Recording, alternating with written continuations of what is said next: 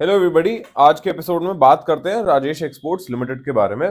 देखो, राजेश एक्सपोर्ट्स में primary problem क्या है कि कुछ प्रॉब्लम्स तो देखने को मिल रहे हैं कंपनी के बिजनेस में और कुछ प्रॉब्लम्स देखने को मिल रहे हैं जहां कंपनी पे पेनल्टी लगाई गई है। अब जैसे ये वाला आर्टिकल हम लोग रेफर करते हैं यहाँ पे, एंड यहाँ पे हमें क्या देखने को मिल रहा है that the company above lintel the director discuss the matter thoroughly and compliance जो है इनके साथ में सॉर्ट की एनएससी बीएससी के साथ में। अच्छा, दिस इज टू रेफरेंस। यहाँ पे भी अगर आप ये वाला आर्टिकल भी आगे पढ़ोगे तो इसमें पूरा ये लिखा हुआ है कि इनको रिजल्ट सबमिट करने थे, वो किए नहीं है, और एक डायरेक्टर का प्रॉब्लम था। ये देखो, जैसे यहाँ पे हम पढ़ते हैं, however disclosure for the same was submitted on May 1st and disclosure regarding independent was effective from which was जो जनवरी 31st को इफेक्टिव हो गया था, वो सबमिट किया गया May 1 को। तो यहाँ पे जो है प्रॉब्लम्स हमें देखने को मिली, जिसकी वजह से एनएससी बीएससी ने इन्हें बोला भी।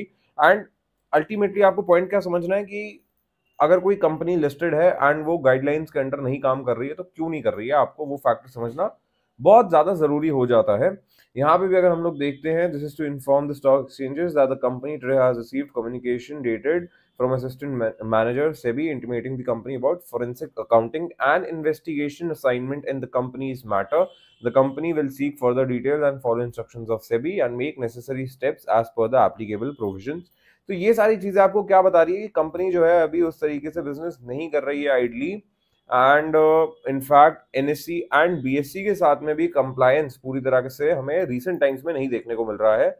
बिजनेस की अगर हम लोग बात करते हैं तो कंपनी का जो बिजनेस है वो फुली इंटीग्रेटेड बिजनेस है, जहां कंपनी रिफाइनर भी है, मैन्युफैक्चर भी है और एक्सपोर्टर भी है। मगर इस बिजनेस के अंदर कंपनी अच्छा प्रॉफिट नहीं बना पा रही है, वो एक बड़ा फैक्टर समझना है। जनरली जो ज्वेलरी बिजनेस होता है उसमें 10 से 15% के मार्जिन बन जाते हैं। फॉर एग्जाम्पल हम लोग कल्याण ज्वेलर्स को ही ले लेते हैं। तो कल्याण ज्वेलर्स के अगर हम लोग ऑपरेटिंग प्रॉफिट मार्जिन की तरफ एक नजर डालते हैं, थोड़ा सा नीचे करते हैं इसे, एंड हाँ, तो कल्याण ज्वेलर्स के अगर हम लोग ऑपरेटिंग प्रॉफिट मार्जिन की तरफ नजर डालते हैं तो इनमें भी ये 6-7-8% के मार्जिन बना रहे हैं। वाइल राजेश एक्सपोर्ट्स के मार्जिन की अगर हम लोग बात करें तो 0.1% के मार्जिन हमें देखने को मिलते हैं। क्योंकि कंपनी का मेजर बिजनेस जो है वो आज एक्सपोर्ट से आता है, वो भी एक फैक्टर यहाँ पे आपको समझना है। बट मार्जिन नॉनदलेस नहीं देखने को मिल रहा है। 67,000 करोड़ के अप्रोक्सीमेटली सेल्स में ऑपरेटिंग प्रॉफिट सिर्फ 70-75 करोड़ का है। एंड सेल्स की अगर हम लोग बात करें तो लास्ट ईयर के कंपैरिजन में ग्रोथ है, बट अगर आप एवरेज देखोगे तो सितंबर 2022 में 80,000 करोड़ के सेल हुआ करते थे, वहां से कंपनी सेल्स पिक नहीं कर पा रही है। वो एक चीज यहाँ पर आपको अल्टीमेटली समझनी पड़ेगी। तो राजेश एक्सपोर्ट्स का जो ओवरऑल बिजनेस है उसमें भी इतना दम नहीं नजर आता है मार्जिन के बेसिस पे। मार्जिन नहीं बनेंगे, टॉप लाइन आ रही है, बॉटम लाइन नहीं आएगी, तो प्रॉब्लम हमेशा रहेगी। कंपनी बॉटम लाइन पे ही प्रॉफिटेबल होनी चाहिए। सेल्स कंपनी मैनेज कर पा रही है किसी तरीके से, बट उसमें भी डिप है ओवरऑल। अगर हम लोग लास्ट ईयर के कंपैरिजन में देखते हैं तो वो एक फैक्टर यहाँ पे आपको कंसिडर करना है। अभी रिसेंट क्वार्टर के रिजल्ट्स अपडेट हुए हैं कंपनी के बहुत ही रिसेंटली।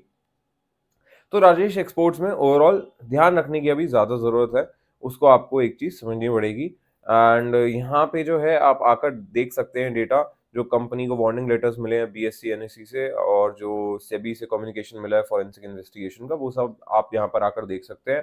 नंदलेस प्रमोटर्स के पास में 54% ऑफ द कंपनी है, which is actually a good thing. And अगर हम लोग एक बार देख लेते हैं इन्होंने प्लेज कितना किया हुआ है, तो उससे भी एक आइडिया लग जाएगा। द कंपनी डिविडेंड नहीं दे रही, ठीक है।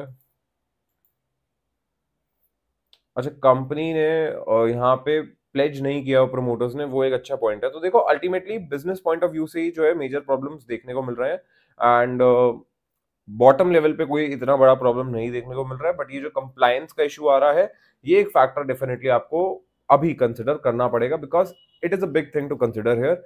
एंड बिजनेस ना आने की वजह से ही, बिजनेस ना चलने की वजह से ही अल्टीमेटली जो स्टॉक है वो भी हमें हैम्पर होता हुआ नजर आ रहा है। उसके बारे में आगे डिस्कशन करते हैं, बट उससे पहले लास्ट 22 दिसंबर को हम लोग को डिविडेंड देखने को मिला था 2023 में।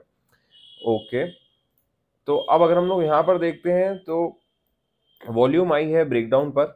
इसके अलावा 50 ईएमए तो ब्रेक हो ही रखा है, जो इनका क्रिटिकल सपोर्ट है 260 से 270 का बैंड, उसके नीचे ही हमें स्टॉक ट्रेड करता हुआ नजर आ रहा है। और ये आप देख रहे हो, ये फ्री फॉल है, जिस तरीके से स्टॉक गिरता हुआ नजर आ रहा है, मतलब जो गिरावट है वो काफी बड़ी देखने को मिल रही है। ये एक फैक्टर आपको कंसिडर करना है अल्टीमेटली इस केस में। क्वेश्चन यहाँ पर ये आएगा कि स्टॉक किस लेवल से रिकवर कर सकता है, तो देखो वो यहाँ कहना बहुत मुश्किल है। जिस तरीके का स्टीप कर्व हमें देखने को मिल रहा है डाउनफॉल में, उसके चलते कहना बहुत मुश्किल है। 113 रुपीज पे एक सपोर्ट रीजन है, उससे पहले जो सपोर्ट रीजन है वो 180 के आसपास में है। बट करंट ट्रेंड पे जो सेलिंग में वॉल्यूम्स बिल्ड हो रही हैं वो बहुत मैसिव है, बहुत मेजर है, उसको आपको यहाँ समझना पड़ेगा। एंड फ्री फॉल के बाद में एक जोन आता है जब स्टॉक साइडवेज जाएगा, कंसोलिडेट करेगा, वहां से रिकवरी के चांसेस आते हैं। करंट लेवल से कुछ ऐसा नहीं नजर आ रहा है। With that said, I really hope you guys enjoyed this one. पसंद आया लाइक शेयर सब्सक्राइब जरूर करना, and I'll see you guys in the next one.